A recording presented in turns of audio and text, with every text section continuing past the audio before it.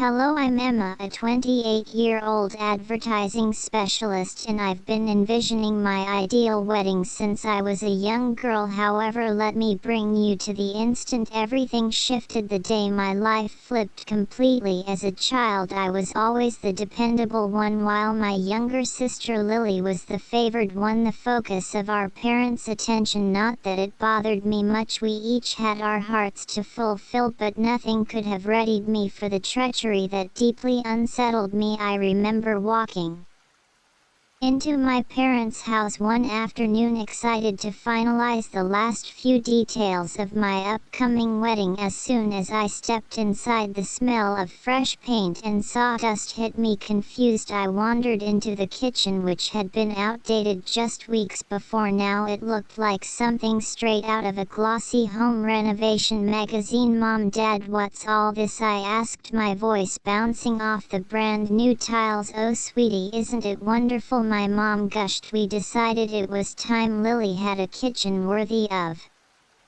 a chef. You know how cramped her old one was." "Yeah, Emma, check this out. The space is incredible," Lily chimed in. Something cold settled in my stomach as I looked around. I didn't want to ask, but the words escaped me before I could stop them. "Where did the money for this come from?" My dad cleared his throat and looked away. Mom's tone was strangely firm as she replied, "Well, since Lily needed it more, it came from your wedding fund." My heart dropped. "My wedding fund? The money you've been saving for me since I was born?" I could barely get the words out as tears stung my eyes. "You used it for this without even asking?" Lily's face fell. "Emma, I didn't know. I thought they had extra savings." "Enough," I snapped, sharper than I intended. I turned back to my parents, seeing the justification in their eyes. There was no point in arguing. They'd already made their choice. "I see where your priorities lie," I said coldly. "Consider yourselves uninvited to the wedding." "But Emma," my mom started. "No," I cut her off. "If my dreams mean this little to you, then I don't want you there." I walked out of that picture-perfect kitchen, each step away feeling like a crack in my heart. By the time I reached my car, the tears were flowing freely, but along with them came a new resolve, one as hard as the granite countertops that had replaced my wedding dreams. I would still have my wedding, but it would be on my terms, smaller, simpler, and entirely mine. As for my family, well, they made their choice. Now I was making mine, to build a life where I came first, starting with the one day that was supposed to be about me. After canceling my parents' invitations, I thought the drama might die down, but it only intensified as I adjusted my wedding plans. Rumors began to swirl. My parents were probably showing off Lily's luxurious new kitchen, even going so far as to call it a better investment than a wedding. Can you believe they actually said that? My best friend Jasmine relayed, disbelief thick in her voice as we sat over coffee. "A kitchen is more important than your wedding." I let out a bitter laugh. "Apparently my life's biggest milestone is less significant than a remodel. Just when I thought your parents couldn't hurt you more." Jasmine shook her head. "It's unbelievable." It was in that moment, fueled by fresh anger, that I decided cutting them out of my wedding wasn't enough. They needed to feel the consequences of their actions publicly. I needed an ally, someone who understood exactly what I was going through. Reconnecting with my uncle Robert, who had distanced himself from the family years ago, was like finding a lifeline. He'd always been fed up with their shallow values. "You know, Emma," he said, I've always known they favored Lily, but this is a whole other level yet, and now they're parading it around town like some kind of badge of honor." I replied, frustration boiling inside me. "I can't just let this go." Robert leaned forward, his eyes narrowing. "What if we didn't let it go? What if we let everyone see them for who they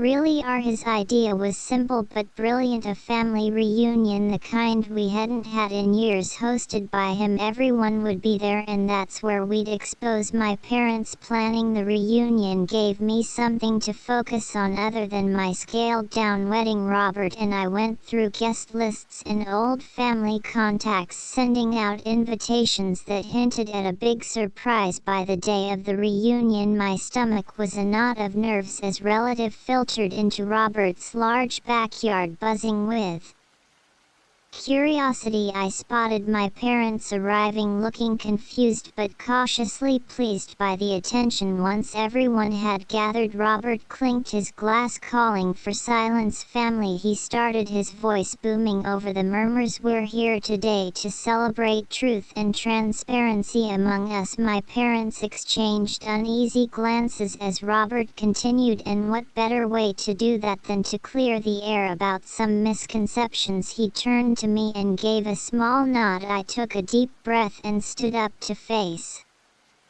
the crowd. Many of you have heard about or seen my sister Lily's new kitchen. I began, trying to steady my voice. What you might not know is how it was funded. Whispers rippled through the crowd as I held up copies of bank statements and contractor bills, all clearly showing the trail of my wedding fund leading into the kitchen remodel. The money set aside for my wedding since I was a child was used without my consent. I continued. My dream was deemed less important than a set of fancy kitchen appliances. Lily looked mortified, staring at her feet, while my parents' faces flushed a deep shade of red. Robert took over, his voice stern. We stand for fairness and support in this family. Today we've seen a clear example of the opposite. Let's think about what that means for us as a family moving forward. Why would your parents do that? An aunt called out, disbelief in her voice. It seems fairness was overlooked in favor of necessity as they saw it. I replied, the bitterness of the words heavy on my tongue. Lily, her face flushed with embarrassment, stood up. I didn't know, Emma. I swear I didn't know they used your money. It's not just about the money, Lily, I said, my frustration breaking through. It's about trust, respect. Our intention was never to hurt anyone, Dad interjected defensively. Lily needed help and we made a tough call. I couldn't mask the incredulity in my voice. What about my wedding? What about my dreams? The relatives shifted uncomfortably, the mood growing more tense with each passing second. Seems to me an older cousin spoke up. You thought only of one daughter. What about Emma? Yeah, how do you justify choosing between your children like that? Another chimed in. The confrontation grew heated, with voices overlapping as family members picked sides, some expressing sympathy, others outrage. Enough, Robert's voice cut through the clamor. This isn't just a family squabble over money, it's a revelation of priorities. Today we saw where those priorities lie. For some of us, the crowd quieted, the tension thick in the air. My parents' usual confident demeanor crumbled under the weight of the disapproving glares from those around them. The festive atmosphere of the reunion had been replaced by a somber, uncomfortable tone. Relatives began to trickle out, offering me sympathetic glances and pats on the back. I'm sorry, Emma, Lily muttered as she passed by, unable to meet my eyes. Don't be, I replied. It's not your fault, but it's clear now I need to step away from them. The drive home was quiet. My earlier resolve to expose the truth now mingled with a deep sadness, but amid that sadness there was a strange sense of relief. The truth was finally out, and with it the chance to rebuild not just my wedding plans but my life, free from the shadows of favoritism and silent resentment. After the reunion the fallout was immediate and far-reaching. Whispers of betrayal echoed through the community, painting my parents in a light they had never expected to be seen in. Walking Through town became a gauntlet of hushed conversations and sidelong glances at the grocery store or the post office. I'd overhear snippets like, "Did you hear about the Morgans? They pulled from their daughter's wedding fund for a kitchen remodel yet, and at the expense of their other daughter, poor Emma." The community's judgment was a cold comfort. It wasn't joy I felt, but validation. It came slowly, but it was there, a recognition that the pain I had endured was seen, even if by strangers. One brisk Saturday morning I ran into Lily at the local market. She approached hesitantly, a basket hanging awkwardly on her arm. "Emma, I save it." "Lily, I'm not in the mood," I interrupted, trying to keep my voice steady. "I just wanted to say I'm sorry," she said softly. "I really didn't know whether you knew or not." "Doesn't change what happened," I replied, my tone flat. "They chose Lily. They always choose, and somehow I'm always the one paying the price." Lily looked down, hurt filling her eyes, but this time I didn't soften. I couldn't. I need space, Lily, space to heal and rebuild my life without the chaos our parents seem to bring. She nodded slowly, stepping back. "I understand. If you ever need, just know I'm here." I watched her walk away, her shoulders slumped, mirroring the weight I had carried for so long, but I felt lighter, stronger. Months trickled by and rumors of my parents' misfortunes began to reach me. Their once thriving boutique, a cornerstone of their social lives, was faltering. Regular customers once charmed